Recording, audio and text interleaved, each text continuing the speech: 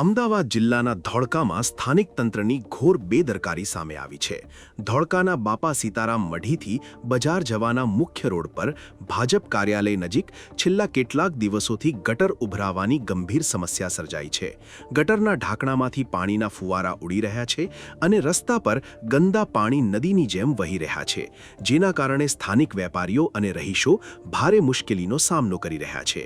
આ મુખ્ય માર્ગ પરથી દરરોજ હજારો વાહન ચાલકો અને રાહદારીઓ પસાર થાય છે, જેમને આ દુર્ગંધ મારતા ગંદા પાણીમાંથી પસાર થવા મજબૂર બનવું પડે છે.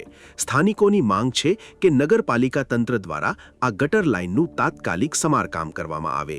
પણ દોસ્તો, સવાલ એ છે કે સ્થાનિક લોકો ટેક્સ પૂરો ભરે છે તો પછી નગરપાલિકા આવા ઉનાળામાં ગટરના પાણી રોડ પર કેમ રેલાવે છે? તંત્રની આ ઢીલી કામગીરી વિશે તમારું શું કહેવું છે? કોમેન્ટમાં જણાવજો.